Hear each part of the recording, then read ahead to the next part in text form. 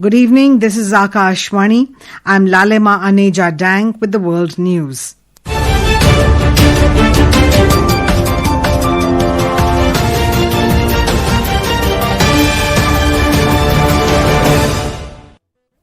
Indian Air Force leads rescue efforts under Operation Sagar Bandhu as Cyclone Ditwa claims 193 lives in Sri Lanka. Death toll from floods and landslide in Southeast Asia crosses 600 mark. Israeli Prime Minister Benjamin Netanyahu seeks formal pardon from President Isaac Herzog amid ongoing corruption cases. US officials to meet Ukrainian negotiators in Florida today to end the Russia-Ukraine war. And in cricket, India defeats South Africa by 17 runs in first ODI at Ranchi. Virat Kohli and Rohit Sharma set new ODI records.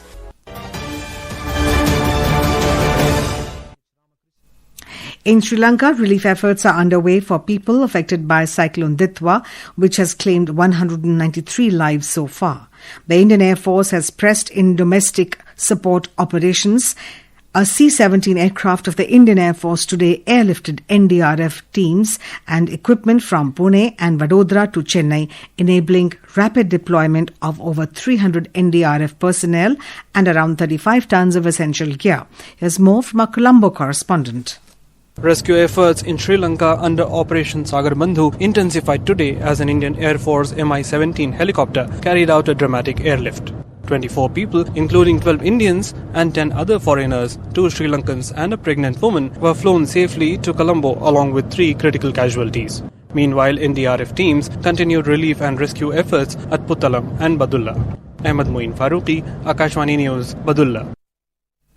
The death toll from floods and landslides caused by torrential rains across 3 countries in Southeast Asia climbed past 600, officials said today, as relief efforts for tens of thousands of displaced people continued over the weekend. 435 were reported dead in Indonesia, 170 in Thailand and 3 in Malaysia. A report. Rescue and relief officials in these countries are still trying to get access to many flood-hit areas. In Indonesia, many areas were cut off due to blocked roads, while damage to telecommunications infrastructure has hampered communication. Rescue teams used helicopters to deliver aid to people in areas that could not be reached by road. Over 4 million people have been affected in the 3 countries together. A rare tropical storm formed in the Malacca Strait caused heavy rains and wind gusts, leading to large-scale devastation in Indonesia, Malaysia and Thailand for a week. Amrit Bhushan, World News Desk. The death toll has risen to 146 in the fire at 7 high-rise residential buildings in Hong Kong, while the fate of 150 people is still unclear as search operations continued on the 5th day.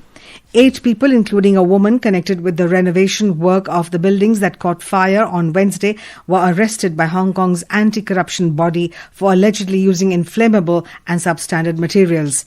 Hong Kong is observing a 3-day mourning period to remember people who died in a massive fire at the Wang Fuk Court apartment complex. Top US officials are meeting Ukrainian negotiators in Florida today to push for an end to Russia's war ahead of key talks in Moscow with Vladimir Putin this week. Secretary of State Marco Rubio, Special Envoy Steve Witkoff and Jared Kushner, the son-in-law of US President Donald Trump, were expected to sit down with the Ukrainian delegation to further hash out the details of a proposed peace proposal. Secretary of the National Security and Defense Council of Ukraine and head of the Ukrainian delegation, Rustem Umerov, together with the team, is already on the way to the United States. The meeting will take place without Zelensky's top aide Andriy Yermak, who resigned on Friday after anti-corruption agencies conducted searches at his apartment.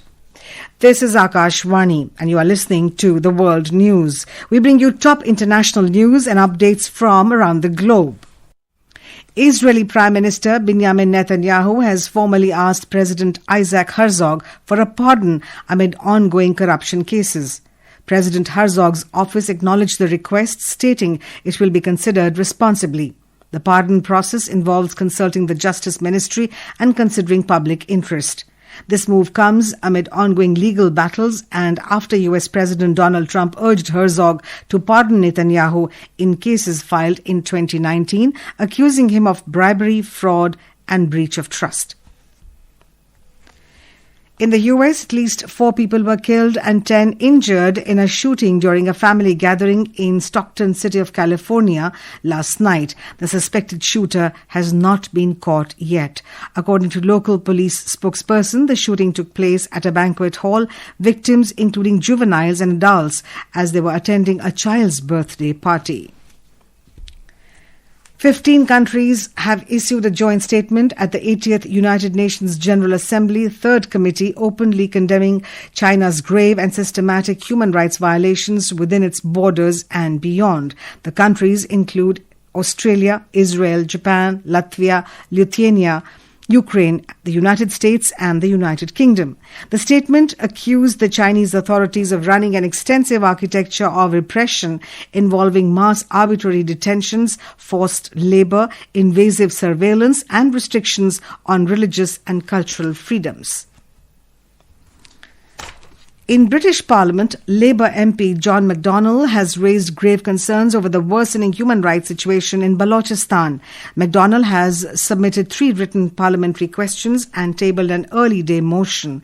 The EDM voices deep alarm over recent incidents in Balochistan, including a drone strike in Zehri, Khuzar district that allegedly killed 6 civilians, 4 of them children. It also condemns the detention of 5 Baloch women by Pakistani security forces. The British government is now obligated to respond to the questions within 3 days. In Kyrgyzstan, early parliamentary elections to elect 90 deputies to the country's unicameral legislature began today. On September the 25th, Kyrgyzstan's parliament voted to dissolve itself, citing concerns over the close timing of the upcoming presidential and parliamentary elections. Hondurans began casting ballots to elect a new president, a new Congress, as well as hundreds of local positions today. As Central American nation will elect a new president, US President Donald Trump, through his support behind conservative presidential candidate Nasri Tito Asfura. Earlier, Trump shocked Hondurans by announcing that he would pardon ex-president Juan Orlando Hernandez, who was serving a 45-year sentence in a US prison for helping drug traffickers moving cocaine to the United States. Former Bangladesh Prime Minister Khalida Zia remains in critical condition at a Dhaka hospital as her family and the Bangladesh National Party prepare for a possible medical transfer abroad. BNP Secretary General Mirza Fakhrul Islam Alamgir said that the 80-year-old opposition leader is in the coronary care unit at Evercare Hospital under the supervision of a medical board. In men's cricket, India defeated South Africa by 17 runs in the opening match of the 3-match ODI series at the JSCA International Stadium Complex in Ranchi today. Chasing a target of 350 runs in 50 overs, South Africa were all out for 332 with 4 balls to spare. For South Africa, Matthew Britzk was the top scorer with 72 runs. In the first innings, Virat Kohli lit up the innings with a super 135 off 120 balls, registering his 52nd one-day international 100. Kohli set a new world record for the most centuries in a single format in international cricket. Meanwhile, Rohit Sharma achieved the world record for the most sixes hit in ODI cricket. In badminton, the duo of Trisa Jolly and Gayatri Gopichand clinched the women's doubles crown at the Syed Modi International in Lucknow today. The Indian duo clinched the Syed Modi International 2025 title after defeating Japan's 8th-seeded duo of Kaho Osawa and Mai Tanabe. And now the headlines once again. Indian Air Force leads rescue efforts under Operation Sagar Bandhu as Cyclone Ditwa claims 193 lives in Sri Lanka. Death toll from floods and landslide in Southeast Asia crosses 600 mark. Israeli Prime Minister Benjamin Netanyahu seeks formal pardon from President Isaac Herzog amid ongoing corruption cases. US officials to meet Ukrainian negotiators in Florida today to end the Russia-Ukraine war. And in cricket, India defeats South Africa by 17 runs in first ODI at Ranchi. Virat Kohli and Rohit Sharma set new ODI records. And that concludes tonight's World News Bulletin. For more updates, stay tuned to Akashvani. Good night.